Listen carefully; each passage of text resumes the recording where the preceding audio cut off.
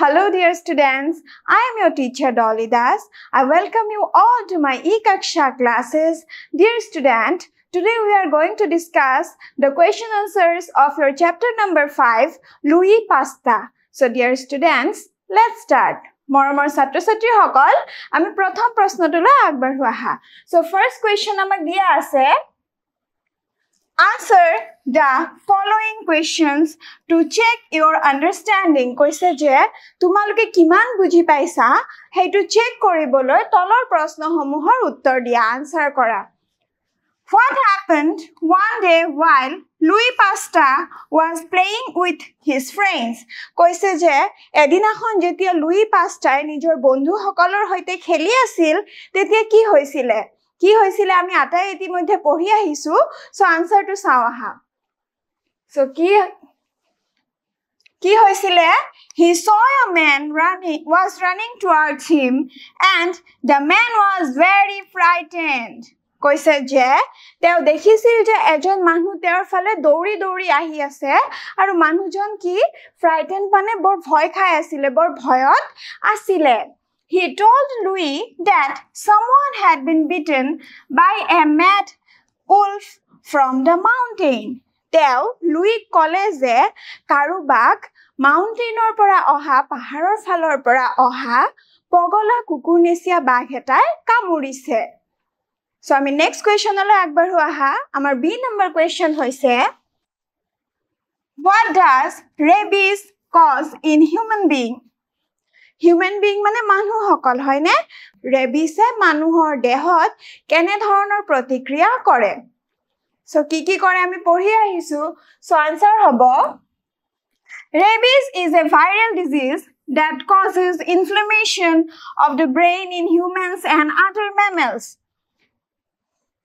Rabies হৈছে এক সংক্ৰমিত ৰোগ যিয়ে Mammals মানে মই ইতিমধ্যে তোমালক কৈছোয়ে নহয় স্তন্যপায়ী প্ৰাণী আৰু মানুহৰ কি কৰে মগজুৰ বিক্ৰিয়া ঘটায় কি কৈছে ইনফ্লেমেশন মানে সংক্ৰমণ ঘটায় মগজুৰ সংক্ৰমণ ঘটায় সো নেক্সট কোৱেশ্চন চাও আহা সি নম্বৰ কোৱেশ্চনত আমাক কৈছে what experiments did Pasteur conduct on rabbits কৈছে যে Pasteur rabbitsor uporot kene dhoroner experiment korisil so kene dhoroner experiment korisil he treated the ailing rabbits by injecting them with the same virus and succeeded in curing them teo ki korisile rabbits hokolok ailing rabbits mane bemari rabbits keita ki korisile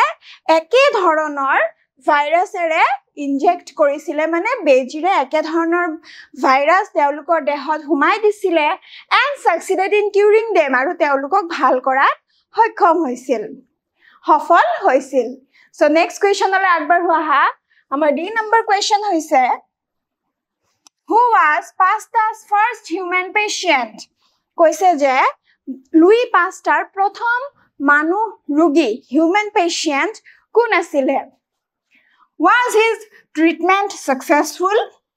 Their treatment, their sikitsa, hafal hoisil ne? Answer to ki hobo? His first human patient was a schoolboy who was bitten by a mad dog. Their prothom manuh rugi manob rugi asile, egoraki schoolia satra, jak pogola kukur etai ki korisil kamurisil. His treatment was successful as the boy slowly fully cured. Their sikitsa to successful hafal hoisile karon hei lorajone lahe lahe sampurna sustho hoi uthisil. So next question sao aha. E number question tamak koise when and where did the French government establish the Pasteur Institute? Koise je kot aru ketia France সরকারে Pasteur Institute প্রতিষ্ঠান কি কৰিছিল স্থাপন কৰিছিল What is it famous for আৰু এটো কিহৰ বাবে famous বিখ্যাত চাও হাসন আনসাৰটো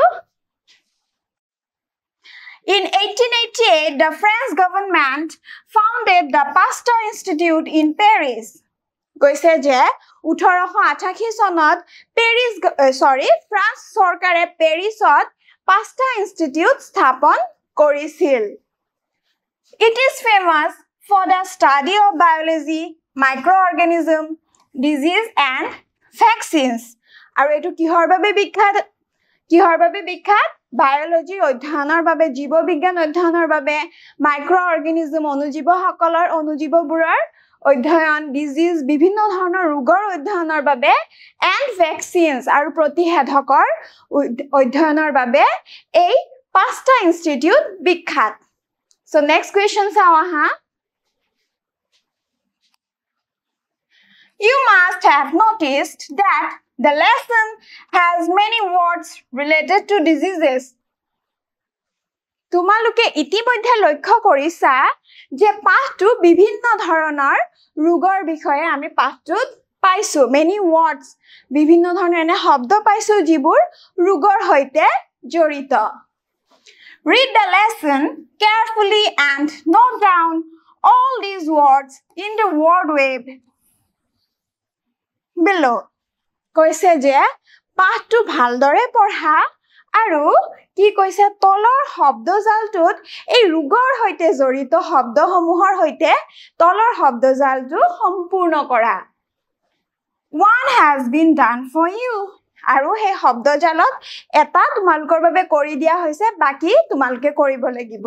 সো শব্দজালটো চোৱাচোন কি আছিল? এইটো আমাৰ শব্দজাল, এইটো ডিজিজ. সো এই বেমাৰৰ লগত জড়িত কি ওয়াৰ্ড আমি আমাৰ পাঠটোত পাইছো? কি পাইছো? মেলেৰিয়া, হয়নে? ইনফ্লেমেশন মানে সংক্ৰমণ, ইতিমধ্যে কলো. এইডছ, ৰেবিছ, ভাইৰাছ, মিসেলস মানে হৰুৱাই, আমাৰ যে হৰুৱাই ওলাই. তাৰ পিছত ফিভাৰ মানে জ্বৰ, এইলিং মানে বেমাৰ, আৰু ৰুবেলাও এক ধৰণৰ ছালৰ ৰোগ. মই ইতিমধ্যে তোমালোকক পাঠটো বুজাওতে কৈছে নহয় নে? সো এই আটাই সমূহ শব্দই ওয়ার্ডে আমাৰ কি ডিজিজ নামৰ ওয়াৰ্ডটোৰ লগত মানে ৰোগৰ লগত জড়িত. ঠিক আছে, এনেকৈ আমি আমাৰ শব্দজাল ওয়াৰ্ড ওয়েবখন কি কৰিলো? সম্পূৰ্ণ কৰিলো. ঠিক আছে, এতিয়া আমি নেক্সট কোৱেশ্চনলৈ আগবাঢ়ো. সো আমাৰ নেক্সট কোৱেশ্চন আছে, here are 5 friends sharing information about diseases. কৈছে যে ইয়াতে গৰাকী বন্ধুৱে ৰোগৰ বিষয়ে নিজৰ তথ্য শেয়াৰ কৰি আছে, আদান প্ৰদান কৰি আছে. Complete their dialogues with information from the lesson. আৰু তেওঁলোকৰ সংলাপসমূহ, ডায়লগসমূহ কি কৰিব আছে? কমপ্লিট কৰিব দিছে. কেনেকৈ কমপ্লিট কৰিব দিছে? পাঠটোৰ পৰা তথ্য লৈ পেলাই তেওঁলোকৰ সংলাপসমূহ আমাক সম্পূৰ্ণ কৰিবলৈ কৈছে. সো আমি সংলাপসমূহ সম্পূৰ্ণ কৰিম. ঠিক আছে, সো ইয়াতে তোমালোকে চোৱাচোন, ইয়াতে তোমালোকক কেইটামান ছবি দিছে, দেখিছানে? পিকচাৰ্ছ কেইটামান দিছে. আগতে আমি পিকচাৰ্ছ কেইটাৰ নামসমূহ এবাৰ কৈ লওঁ. এইটো কি হয়? এইটো কিহৰ পিকচাৰ হয়? ষ্টেথোস্কোপ, হয়নে? এইটো হৈছে কি? সিৰাপ, এইটো টেবলেটছ, এণ্ড এইটো হৈছে ইনজেকশ্যন, আৰু এইটো কি? থাৰ্মোমিটাৰ. থাৰ্মোমিটাৰৰ সহায়ত আমি কি কৰোঁ? আমাৰ ৰোগৰ, আমাৰ জ্বৰৰ তাপমাত্ৰা আমি জোখো, হয়নে? কিমান হৈছেগৈ. ঠিক আছে, সো আমি এতিয়া কি সংলাপসমূহলৈ আগবাঢ়ো আহা. সো চোৱা, ইয়াতে পূজাৰ সংলাপটো দিছে. পূজাই কৈছে যে beware of animal bites. পূজাই কৈছে এনিমেল বাইটছৰ পৰা সাৱধানে থাকিবা. তাৰ পিছত আমি কি তাই সংলাপত আৰু কি সংযোগ কৰিব পাৰো? You may get rabies. Animal বাইটছৰ পৰা সাৱধানে থাকিবা, নহলে তোমাৰ কি হ'ব পাৰে? ৰেবিজ হ'ব পাৰে. এনেকৈ আমি পূজাৰ সংলাপটো সম্পূৰ্ণ কৰিলো. এতিয়া নেক্সট চাও আহাচোন. নেক্সট এতিয়া কোনে ক'ব? Rohan. Measles is a deadly disease. Measles হৈছে এক মাৰাত্মক ৰোগ. It can lead to pneumonia, diarrhea, etc. কৈছে যে তাই কৈছে যে measles is a deadly disease মাৰাত্মক ৰোগ আৰু it can lead to so measles or ফলত কি হ'ব পাৰে নিউমোনিয়া ডায়েৰিয়া এনে ধৰণৰ ৰোগ হ'ব পাৰে এনেকৈ আমি ৰোহনৰ সংলাপটো সম্পূৰ্ণ কৰিলো so next চাও হা পুষ্পা এবাৰ আমাৰ পুষ্পাই কি কৈছে rubella infection can lead to